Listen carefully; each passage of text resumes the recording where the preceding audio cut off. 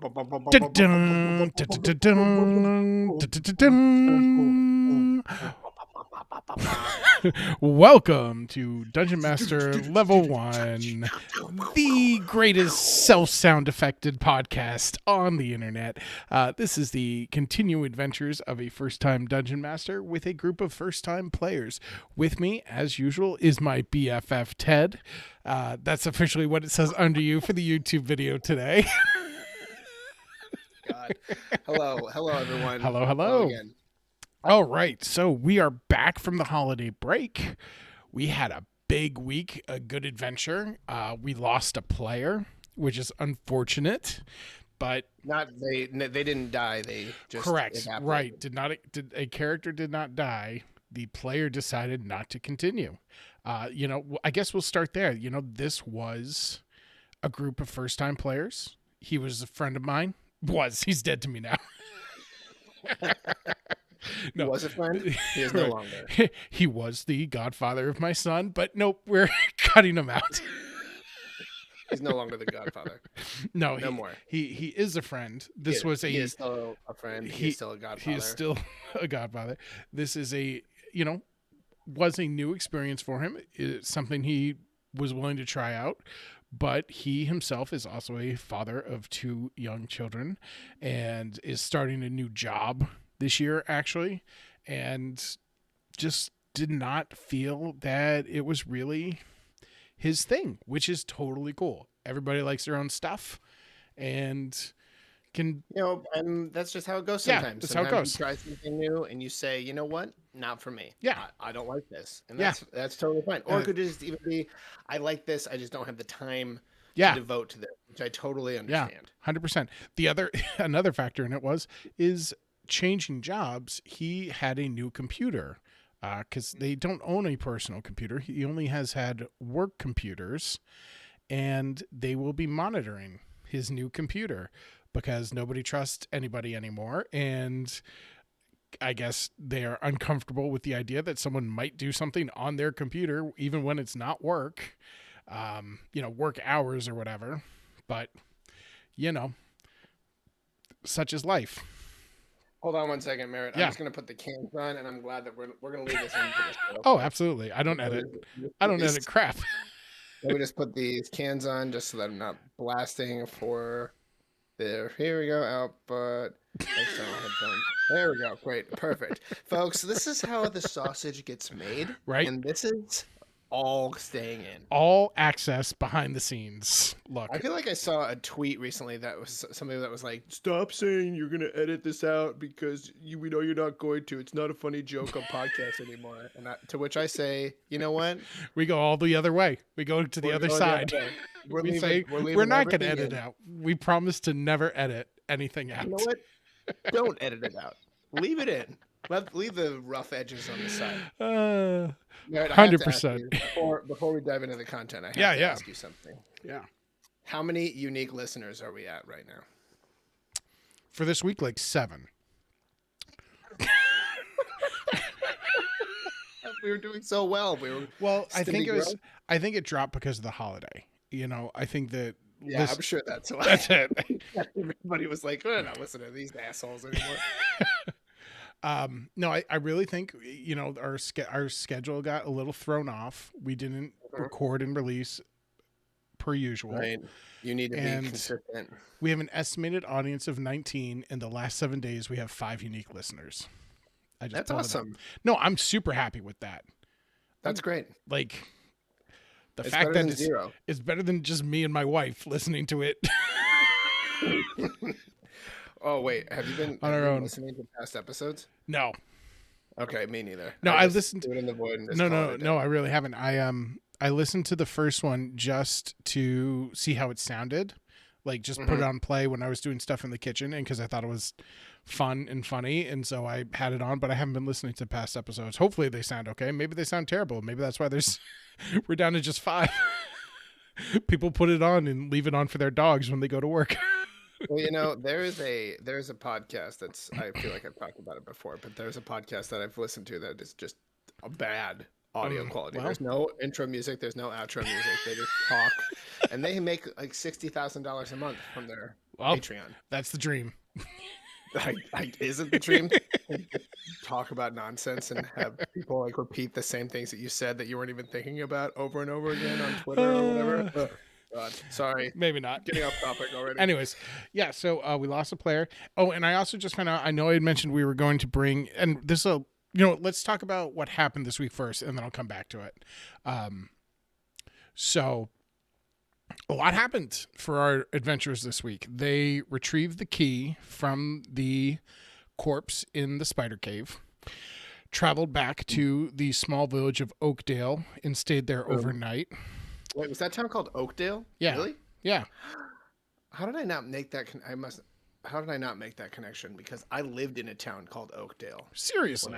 When I lived in Minnesota, I lived in this little enclave called Oakdale that was about 45 minutes outside of the Twin Cities. And the whole time I was living there, everyone who I knew who lived in the Twin Cities said, "Why are you living there?" To which I said, "Great question. I don't know." My roommate at the time picked out the apartment and for some reason picked Oakdale. And then I learned later that it was super duper convenient for where he was going to be going to school. Oh, well, good for him. That was pretty cool for him and not for me. That's hilarious. That's so funny. Well, I think, well, no, not like not what years ago, and not what your roommate did, but not what your roommate did. I meant that I just randomly made up the name, and that was actually somewhere you would live. I know, right? Isn't that weird? It's like it's almost like poetry. Yeah, it's like life just rhymes. It was fate. It was fate for you to be in this game.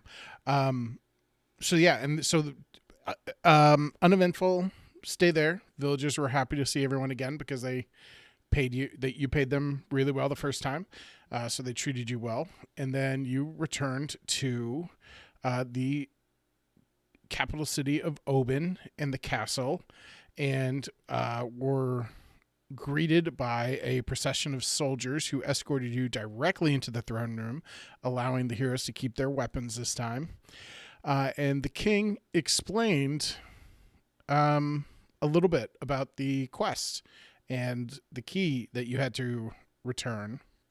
And do you want to take a moment and stop and talk about that? What happened there before we continue with the plot summary? Yeah, I think we're glossing over a really important piece of economics that Bosch introduced everybody to. Bosch. Oh, that's right. That's right. Gave the people of Oakdale a gold coin, and we noticed that their community was thriving. He invested in the infrastructure of this town, and they viewed him as a patron almost. And while it wasn't like even that much, because my character has 10 gold pieces, so I gave them 1 gold piece. That's a 10% tax rate. That's incredible, folks. And it was able to really enrich these people's lives. And I think I said something along the lines of, and I quote, "See, this is what happens when the wealthy pay their fair share of taxes." And everybody laughed, but I was dead serious, folks. No, it is true. It's absolutely true. Yeah, I think what did I say that they were able to get like a new grist mill, like a new grindstone. You said a new millstone. They were able to get some new livestock. Mm-hmm. There was one other thing I can't remember what I said that they got. But invented the very first transistor, so we'll see how that goes. Yeah. Maybe they'll have computers in a couple years. You know, maybe. Yeah. Anyway. So that was a nice little role play session there. That was fun. And so then they got back to the king, and the king revealed to them that everything was not as it seemed on their little. Yeah, it was more of a test. Yeah, it was a test. That rascal the king, turns out he was pulling our legs the whole time. He had a key the whole time. He did not need that one back. And to be fair, nobody had asked about a spare key. He never lied to the adventurers. That's true, but we did roll an awful lot of insight checks. Really? May or may not have passed, so maybe that's a little on us and a little on our DM, folks. But that's what we're doing here for the first time. We're just here to have fun. Dungeon Master level 1. Follow us on Twitter, @TheIrishRoger. Yeah, so... Anyway, so he pulls out a spare key. We're upset by that. I tried to start being like, "Oh, our friend Kofi died on this mission," who, by the way, very unceremonious exit for Kofi. BT dubs. He just evaporated in a cloud of smoke. That's what's going to happen if you don't show up for the game. If you say you're leaving the game, your character just pops out of existence. Oh my God. I was very, it was, but the way it went, it was such an afterthought Hmm. where we're like, hey, wait, where's Kofi? And you're like, oh Oh yeah, yeah. hold on. He's gone now. He just disappeared. That I think is one of my shortcomings that I want to continue to work on is I have trouble remembering details of like where people are, who should be with you, because there was like later in the thing it's like, oh yeah, is Podrick still with us? And I was like, oh yeah, no, he just like left. Yeah, Patrick just left. Like 10 I minutes think earlier he was just gone. So that's something I'm I going to think it's continue to tough work on. because well, it's tough because we end and then a week plus later Yeah, we convene, so it's hard to particularly over remember where the everybody yeah was. particularly over the Christmas break. That was a long break. Mhm. Because that was like a week, 2 weeks without a session plus. And now we're gonna have a really quick one because we just had our session on Thursday, and now we're gonna have another one tomorrow, which is Tuesday. So that's only a 5 day break in there. And I'll tell you, I'm scrambling a little bit to get things together for what I want to see happen. But I think we're gonna be good. I think I've made enough connections in my brain for how to make things run, that I'll be able to fill the session. So stay tuned for that. Look forward to that. Stay tuned for that, folks. I'm excited to see where that goes. Okay, so let's Right, back to the king. pick The it up. king, he made a lie of omission, not a straight out Um, lie, but he did not right. reveal the full truth.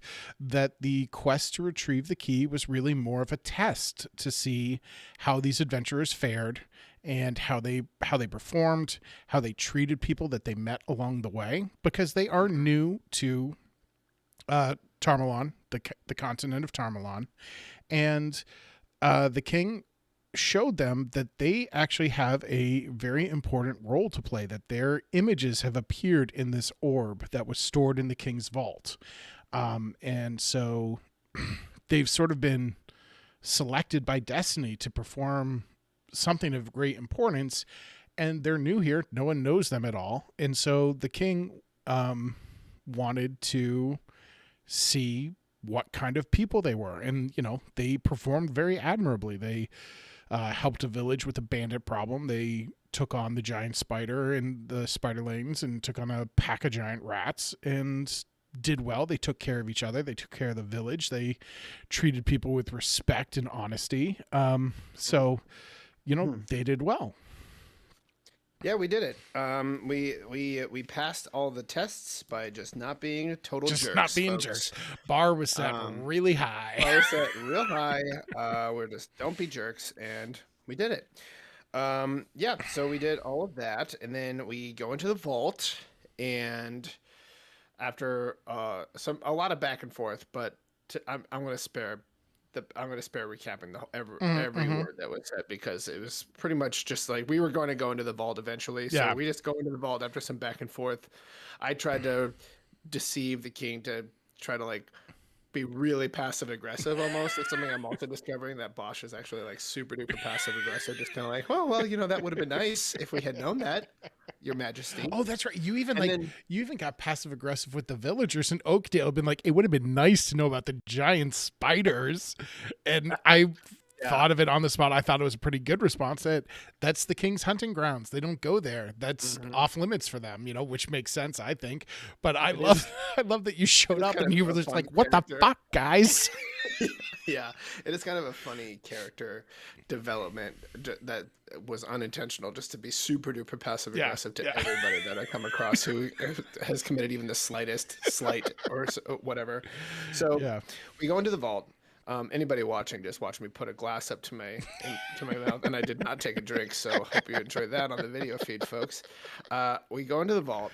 We get to select some stuff. I think I picked out a staff that I learned what it did, but I didn't Hmm. tell anybody else what it did Yeah, I because like this that is you going to be did a that. I challenge. like that you did This is, that. this is going to be a challenge for myself as well to like not. One thing I'm really like aware of is just metagaming, and that's one thing I don't want to Hmm. do. And so for those of you who don't know, folks, metagaming refers to when you, the player, know something, and so you just transfer that knowledge to your character when they may or may Hmm. not have that same knowledge. So my character has a pretty cool staff that has two buttons on it. He has no idea what they do. Did I test it out? Nope. We're just gonna find out what happens with those, and maybe it'll be hilarious, and maybe it won't. Who Yeah. knows? That's a mithril grapple staff, Mm-hmm. folks. For those of you who are following along in your Dungeon Master guide, that is a mithril grapple staff. And not only do you, that's actually a homebrewed item. So I made that. Oh, Yeah, that's not in any of the really? manuals. Yeah, I made that. And there are, Cool. I didn't know that. yeah, Merit. yeah. Wow. Actually, I homebrewed all of the items for you guys. That so Bosch got the mithril grapple staff, and I will tell you, there are still some mysteries for you to uncover regarding that. There is more than is on the sheet for that right now.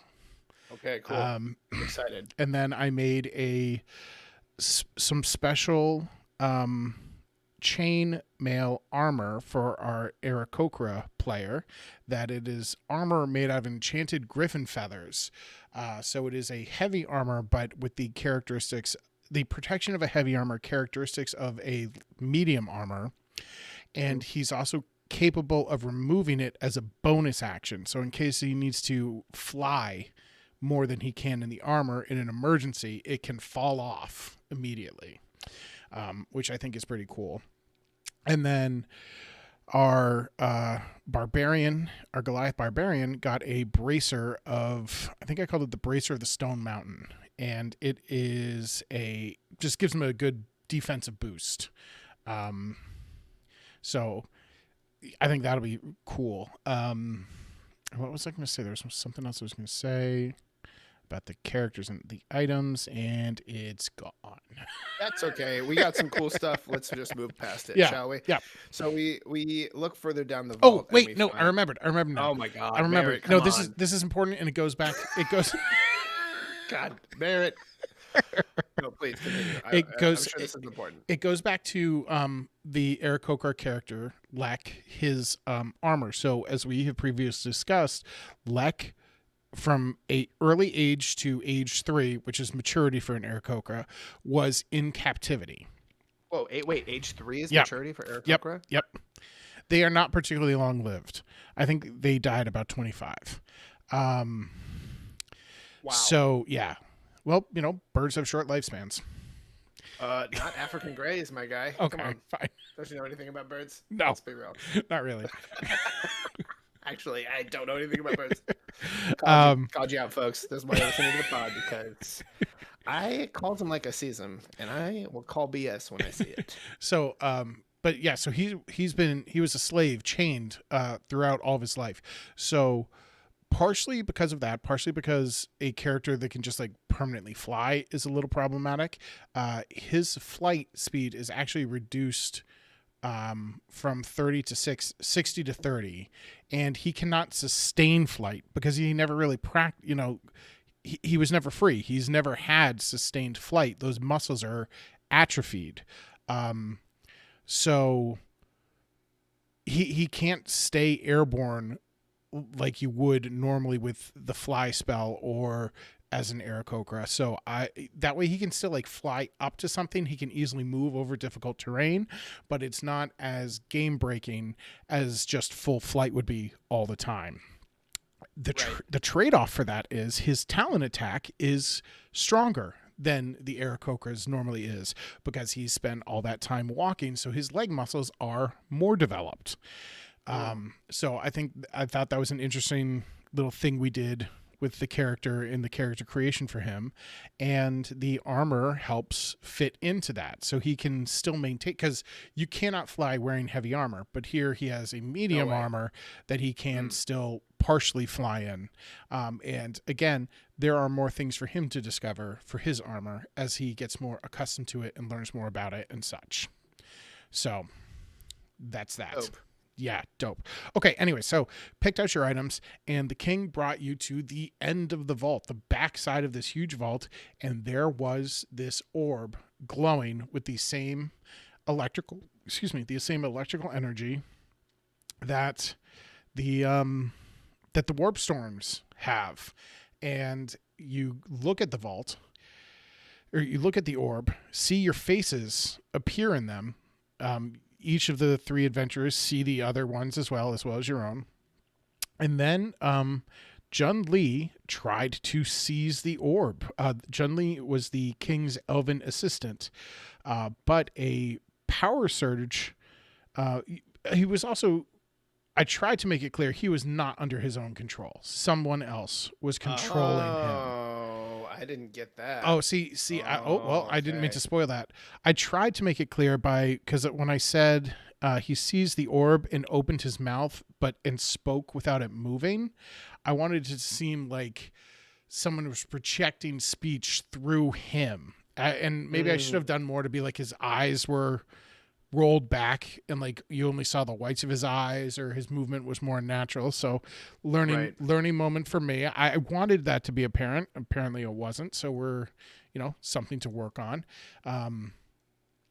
I also tried to play that after, because then the orb power surged and really hurt him and like threw him across the room, and he was like Tony Stark end of Endgame, like scarred up his arm, up into his face, just burned by the electrical energy. Wait, what are you talking about? Tony Stark at the end of End? I'm just kidding. Sorry, spoilers for a 3-year-old movie. If you're listening to this podcast, we do contain spoilers for Avengers Endgame that was released in 2019. Anyway, I came out on my birthday. Oh, cool. Folks. Happy birthday. I probably shouldn't have said that, because now everyone knows your birthday. Yeah, but they don't know the year, so you got to be real careful about your age now. Right. So I'm 46, and let's move on. Anyway, so yeah. So then the queen ran to him, and he I thought I had him say something like, "I'm sorry, I don't know what happened. I wasn't in control." And she said, like, "I know you'd never, you've been with us forever. You'd never betray us." I guess that didn't come through clearly enough. So we'll see how that plays out. That's a it's tough though, too, because everything is kind of narrated. Yeah. So it's really you really have to make everything super clear, or I didn't want that to be a mystery, and so it's easy to create a mystery. It's less easy. Like, so who's being controlled? We don't know by who. So we gotta. That's something you'll need to figure out. Anyways, so then the prophecy was the deceiver is returned to destroy the Tetherverse, and then you ask the king, like, what's going on? What's that mean? And the king said, it's time for you all to learn more about the world you're in now, and had our favorite hero team manager, queen stays queen. Here she comes, folks. Drum roll, please. Good old Ethel led the heroes to the docks, but instead of just a regular harbor with boats out over the water, the docks extend out over space. And the continent just comes to a cliff ending, dropping out into nothing. And underneath, the same electrical energy from the warp storms and the orb of power connect the continent to other floating continents. And there is a web of electricity connecting land masses floating in space, with them swirling around each other. And the adventurers will learn more about the Tetherverse and how these continents connect and interact as they continue through their adventure. And there at the harbor, the adventurers met the captain and the ship and the crew that they will be traveling on. And the ship, I described it as a steampunk Jules Verne submarine meets a World War II battleship, sort of, so it's like very ornate wood and copper hull, but with like some cannons on it, a big harpoon gun on it, and some Tesla coils for capturing and riding on the energy of the tethers, which is the electricity that connects the continents. They're tethered together, so it's called a tether ship, and they ride the tethers. Ride that tether, baby. From continent to continent. What do you think? Thoughts? I think it's first of all, the amount of world building and effort with all the characters that we've met in this last episode as well, because we met like so many You new met a lot of characters as well. characters. So a quick rundown of the crew is Finn, Finn McGavin, who's the captain. He's a dwarf with several missing and robotic prosthetic limbs. Mm-hmm. He has seen his share of action. His wife is a elf woman who was once assigned to hunt him down. Like, I think I Wow. mentioned that. I mentioned that in the game, that so he stole the ship from what I said, an empire, the Arulian Empire, which you have not met. Not yet, folks. Not yet. Not yet.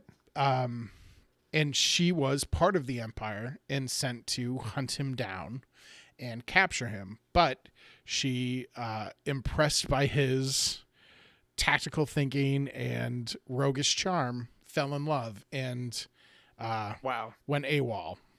Tale is a list time. Yep.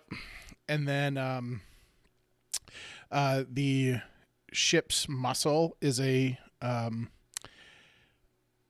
Goliath barbarian, much like Rokun, Much like Raccoon. but he takes a vow of silence every day to try and quell his rage. I love this. He takes This a- is incredible. He takes a vow of silence every day to try and quell his rage. Folks, if you're not sitting down right now, sit down before you hear this next part, And- because and- you're gonna love this. And inevitably, he breaks that vow every day. Boom. Didn't I tell you? You're welcome. So I thought of that, and I was like, I want to have, like, I like the idea of a barbarian really trying to control his rage, not reveling in it, trying to be more at peace, and just doing a really bad job at it. Because I didn't want him to strictly be mute. I didn't want him to not be able to talk with people. And so now every day he tries to stay, quell his rage, and we'll see how he does. I can't wait to see where this goes. It's gonna be Um, incredible. Then the ship's mechanic is a little gnome woman named Anna. Mhm. The ship also has a cook, a little goblin named Grimgrom, who Grimgrum. Grimgrum, 10 out of 10. who Move over, Ethel. There's yeah. a new queen in town. It's Grimgrum. who he left his goblin colony to try and be a cook, and he's done well at it, and he's come along this crew and cooks for the crew. And this is a homebrew mechanic we're going to have, that the players can choose to eat his meal in the morning every day. I will roll a d20. On a 9 through 10, there is no effect. On 11 through 19, they will gain a point of bardic inspiration. On a 20, they will gain full inspiration, which is when you can. So, bardic inspiration, you can add I think it's a 1d4 to a roll of yours. So, if you know you came up short, you can add a 1d4 and try and get it above that. Inspiration, you can choose to roll something with advantage, which means is you just roll twice, which gives you a better chance of getting a high score. Now, the flip side is, and I'm still working out what the details for this will be, is if I roll a nat 1 for Grimgrom's meal, you will get some kind of negative effect. I don't know if it's going to be like reduced movement for the day, like food poisoning. You'll get food poisoning. So just instant death. Campaign over. Just kills him. Just that's it. Sorry. Thanks for playing. I don't want to do this anymore. Grimgrum killed you all. The end. I should have known it was Grimgrum the whole time. Ate some bad shrimp. Campaign's done. Yeah, we just know that Grimgrum is going to be the big bad that we fight. So it might be like a small reduction in your max HP for the day, reduced movement for the day, poisoned effect for the day. I need to do a little more thinking on that to really figure out what it was. But I thought that was like a fun mechanic and a cool way to, make you feel like a part of the ship's crew, sort of make the ship feel lived in. And then, no, absolutely, and I love the variety of characters and the world building and the ship that can move across the Tetherverse. There was so much.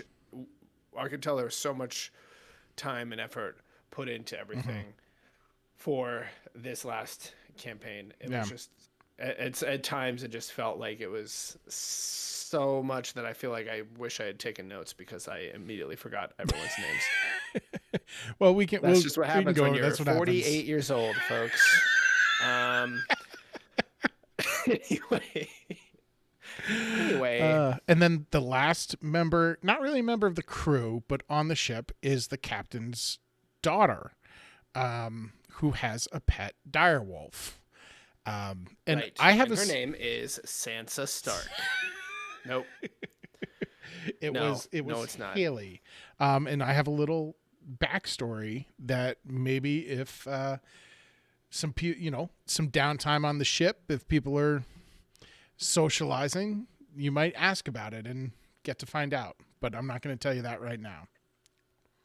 See, that's the thing. That's the other thing about D&D is that it's really to your best interest to just explore as much as possible. Yeah. And I'm excited to see where this goes. It's kind of if I could equate it to anything, I would say it's sort of like when you're playing for those Final Fantasy heads out there. When you're playing Final Fantasy and you're walking around and it's a real drag, and then you get that airship and oh baby, the whole world opens up. You can go wherever you like. It's so exactly good. Yeah. And so I think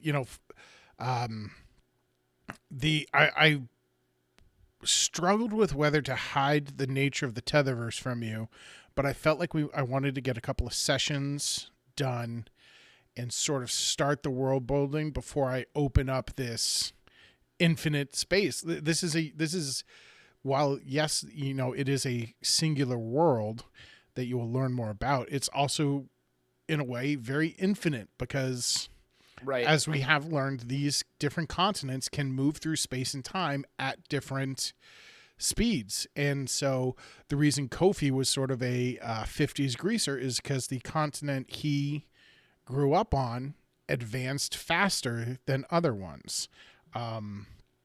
And so you will encounter things along those lines as you go. So it's infinite. It lets me create whatever kind of encounters I want and fit in the story. And I created the Tetherverse like this because it was how I wanted everybody to be able to create whatever character they wanted. I didn't want everyone to feel forced into the typical high fantasy of D&D. And so I was brainstorming how to do this. And then it's just like, I think that this works, the way this came about. Ironically, the character who strayed most from the high fantasy tropes, the player left the game. Honestly, it's almost like that I don't want to say it worked out because that's rude, but if from a story perspective or from a worldview, not worldview, from a world perspective, if we're gonna so it's just not all I don't know even know what I'm trying to say. We're not gonna edit that out. We're just the train of thought left the station. Anything with no passengers. Wasn't gonna be good for anyone. The train left with no passengers. Any time that anything that you thought I was going to say, any way that sentence could have ended, it just wasn't going to be good. So I'm just going to give up there, folks. And I hope you're along for the ride. And sometimes the ride isn't somewhere you want to go. Sometimes it doesn't even go. And that's what happened there, folks. Sometimes it just goes in a small circle and then ends right back where you started.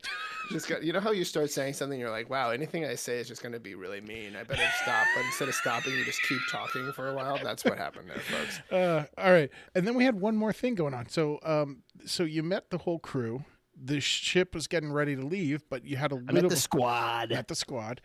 You had a little bit of downtime, and you asked what was there to see. There was the harbor to see, and I laid out the idea that there is a shop belonging to the Guild of Wonder right across from the ship. And for anyone interested, the Guild of Wonder is the organization that kept Lek captive for those 3 years. Yes. I was incredibly surprised, but it also makes perfect sense that Lek decided to stay away. I thought he was going to go in and start busting heads to try and find out more, find out who's in charge, find out who it was who kept him. And he was like, nope, I'm going to stay away from them, which makes total character sense, because if you went through something that traumatic, I mean, yeah, you might go in aggressively, or you might not want to be involved. Totally. Now, I had always planned for whoever goes in for it really to just be like a crappy, sharper image for little like magical trinkets. This is not like the headquarters. This is a tourist trap where they sell the little knickknacks that they come up with to fund other projects. So Right. it was always going to just be like, little wind up alarm clocks that would walk away and make you get up to chase after them, or, little muscle vibration things, a vibration chair, things like that. Right. It was always going An to just, ultrasonic cleaner for Yeah. your enchanted rings. Yeah, that doesn't exactly. cause them to open a a portal. wormhole Yeah, or whatever. exactly. Yeah, exactly. It was always going to be like the overpriced, sharper image crap that you see and think looks cool and buy and then never use. The sharper image, man. We used to get that catalog when I was growing up, and I was always Yeah. like, we're not gonna buy any of this stuff. What is this stuff? It was almost just like a bunch of punchlines. Yeah.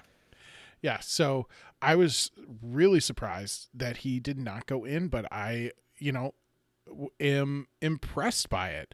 And now I'm going to have to figure out how to get him to figure some, start learning some more information about them, because, I would like to see the character, but maybe this isn't my role. This isn't my job to like Yeah. what I want to see the character do, but I do. Nah, dude. He should have a arc. He should have some sort of Oh, yeah, justification, absolutely, but or not justification, but vengeance.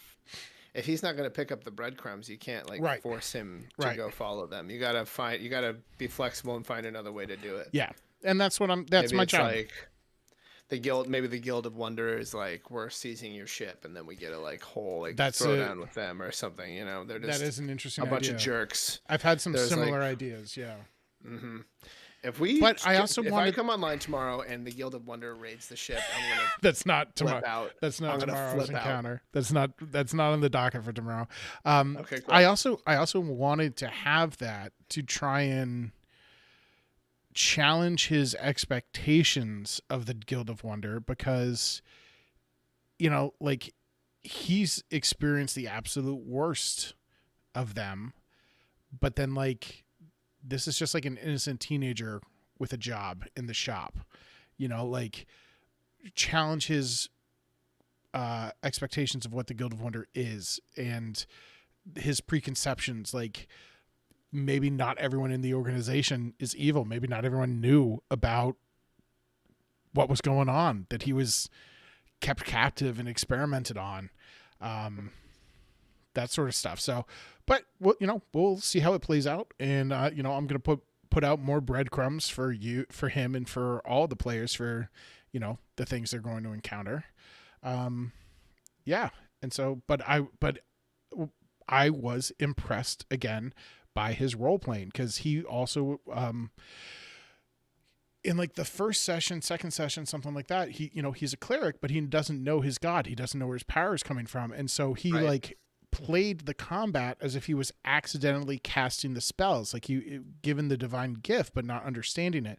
And so that's twice, right. The player, has really impressed me with his role playing.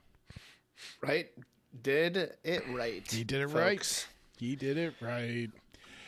Yeah. So, my concern at the end of that session was that it was too much narration by me, introducing all those characters, talking through the greater plot point coming forwards, explaining about the Tetherverse, and it felt like it was a lot, but it was like all stuff to get that I thought needed to get out. And I think builds the world and sets you up for future exploration within that world.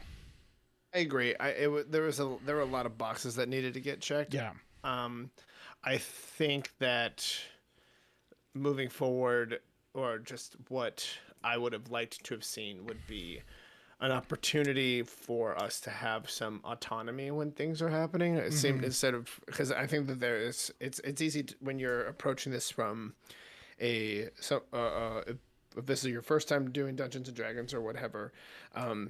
It's not like when you're playing a video game where there's a cutscene and you can't Right. affect what's happening, right? Where this is more like, oh, like this character is like doing this, and you notice that, there are so many different things you can use, like passive perception or like passive insight, where you're just kind of like, hey, you didn't even roll a check for this, but I rolled it for you and you passed. So here's the thing that just you Okay. are seeing, the rest of them aren't. Stuff like that. There's Yeah. opportunities to be like, hey, you noticed that Grimgrom opened a container of herb de Provence and put that into the stew, and you'll be like, what do you do? It'll be like, I don't care. It's just herb de Provence. They'll probably make the stew great. Probably make it Thank you. delicious. Or probably make it delicious, but that's a bad example.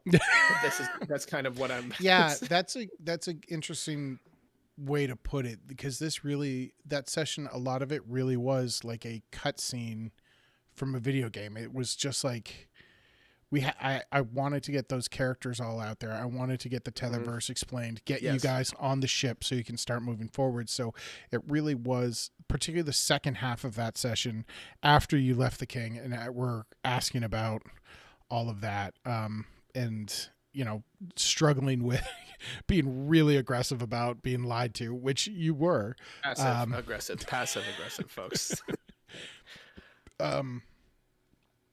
So the second half really was, it did feel like it was a little on rails, but I think now that we're through it, it's going to be easier to be more player driven. I think also you can definitely take advantage of like time dashes, or, okay, this amount of time has passed and now you're like here and there, et cetera, et cetera. It could have just from, it's so fascinating how much running a campaign is similar to writing an effective story or script or something, because it is just like you're watching something and you're like, we don't need to spend 20 minutes learning about how they feel about this thing unless it's going to have like a huge payoff. Like, this is another bad example. Another one of my patented Ted White bad examples. But sometimes it's just like, okay, we know you're going to go to the ship. We know we have this dangling carrot at the library, and we know that's kind of our next stop. So let's just be on the ship. Yeah. We don't need to navigate through town unless you want to throw a random encounter our way or something like that. Which is something else that you can also feel free to throw an encounter your way too. Just like, well, I mean, or fake out with an encounture. Something that I would love to see is if you're just like, okay, here's a map, and plant the seed of where we're like, okay, we're probably gonna roll initiative, and then we don't. Mm-hmm. It's just like, no, this is just you moving through. Yeah, that's interesting. Yeah, instead of doing like a combat, it's like there's a ticking clock. I have one. Yeah. And I, we did just go straight from the throne room to the harbor. And the only thing I was trying to plant there was the Guild of Wonder shop. And I actually was debating whether to have him spot the shop before getting to the ship. But the priority was getting you to meet the crew, get on the ship, get ready for that. And the crew. The cast folks. And the crew. Meet the crew. And then we had a little bit of extra time. I was like, okay, so now we can do the Guild of Wonder shop. And then he was just like, no, I don't want to go in there. And fortunately, you and Steve decided to. And so you found the little Aarakocra religious relic that he does not yet know about. But I do. But you do. Bought that shit, bought baby. It. 2 coppers. 2 coppers sold. Pretty rude of them to take an ancient relic from the Aarakocra and sell it for 2 copper. Well, there is a reason for why it was there to be discovered. Can't wait to find out. Yeah. I won't spoil that. So Please don't. the other thing I wanted to talk about was, and this is part of the struggles of grown-ups playing D&D. In the throne room, you met only briefly a halfling cloaked in secrecy who had been spying on you from um from on your encounter, and Right. did not assist in your combat, did not interfere in any way. You never even knew he was there. um that was going to become a player, that was going to be a character, that his name was Martyr Halffoot. Wow. Unfortunately, and he was going to join you on the ship this But week. unfortunately, Unfortunately, the player that person also cannot play D&D cannot because play because he is a grown up and has other commitments. He's actually wow. starting a new job that is mostly nights, and so will not be joining us, unfortunately. I started a new job last month, and I made it to every single session, Still baby. here. So, You what's are up? you are my most on time, most reliable participant. And that's why I got a new job, folks, because that's all it takes. Um, anyway, but yeah, I'm really excited for Yeah, I'm next looking forward week. to I'm next excited week. to see what happens. I'm excited to explore the continent of Mhm. Tarmalon. I thought that was just a region. I guess it's not. It's a whole thing. I'm excited to see how deep this rabbit hole Well, I goes. mean, right now Goals. you are leaving the continent. Hell yeah. Your plan is to go to the Great Library, which Right. is you will Hope I have my great library card. yeah, which you will take the ship to the Great Library because it is its own. You will learn this early next week, so I don't feel bad giving it away, or tomorrow. Um, it is its own continent. The library is its own continent. Whoa, that's cool. Yeah. Did you? Sometimes I just like to look at maps Yeah. and just see what's up. What were you going to ask me? Well, I was going to This is ask another fun fact about me, folks. Maps. maps. Did you ever watch the animated Avatar series? Avatar: The Last Airbender or Yeah. Avatar: The Yeah. James Cameron No. movie? No. The Last Airbender. I watched the first 3 episodes, Oh, okay. but I hear nothing but praise. It's awesome. This library is largely inspired by a library in that. And Mm-hmm. anyone who knows it will know what I mean. David, did you just say library? Did I? I think you did. It's okay, I've had a couple but drinks. very adorable. Oh shit. Oh, you're That's cool. turning red as a strawberry. Whoa! Better take the elevator to look at the foliage. I don't know. Uh, Elevator was said correctly in that example, folks. All right. awesome. Let's just Yeah, move on. let's just Move move on, on. shall we? All right. Yeah, so I think that covered everything for the session. Where the only other thing I really would want to talk about is the struggle of doing two sessions really back to back. Yeah, it's tough. Because we just had a session Thursday, then it was New Hmm. Year's Eve on Friday. Is that correct? Did you get turned? Did you get turned? We did actually. Wow. We Were you at home with the fam, or did you go we out? went over to originally we had a party we were going to that was just going to be the grown-ups, that it was with someone my wife had worked with. They canceled because their mother has COVID on Long Island, and so they were Omicron. yes, Yes. they were not going to be here. But that opened up the ability to accept the last minute invitation from our neighbors to go and hang out. And so we did that with some other people from the neighborhood. And we expected to be done by 9 because we were going with our kids, and they have young kids, and the other people coming have young kids. No one over the age of 7. We were there until 11:30 with our children Whoa. who were Whoa. wide awake. And so it was a lot of fun. The kids did well until it was time to go to bed, and then that was a nightmare. Total nightmare.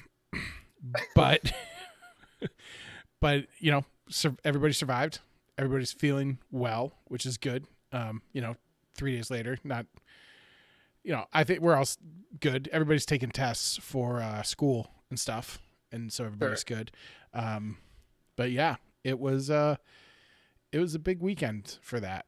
So Wow. so like Friday we had our session Thursday. Friday, was our full day with the kids. Then the party.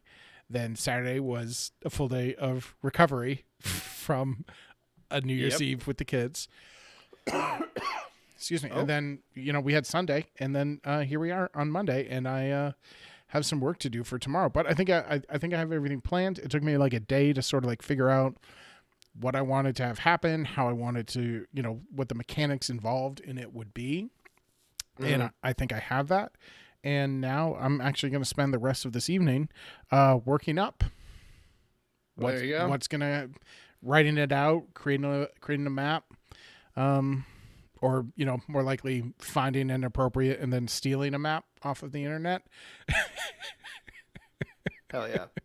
And yeah, but I'm looking forward to it. Doing both the game and this podcast have been phenomenally fun and like really some of the highlights of my week. So. Yeah, it's been a lot of fun for me too. It's been great, and it is a fun way to reconnect, and it's also I think it's really cool just to watch you be creative and embrace that creative storytelling impulse. Yeah. So 100%. There it is. 100%. There it is, folks. Cool. I have nothing else to say. Yeah, I think we've reached the end of the evening. Happy New Year, everybody. Happy New Year, everybody. New friends. Tell 5 of your unique friends, and maybe we'll get up to 75 friends listening to Dungeon Master Level 1, baby. Follow The Irish Roger on Twitter. The Irish Roger on Twitter. The Irish Roger on YouTube. And Dungeon Master Level 1 on Spotify and Apple Podcasts. Thank you all for being here. I've been your Dungeon Master, Merritt Smith. And I'm Ted White. I'm also here. He's 55 years old, just so everyone knows. Yeah, if anybody's curious, 55 years old is my real age. For those of you playing along at home, that's right, 55 years old. Bye. Bye.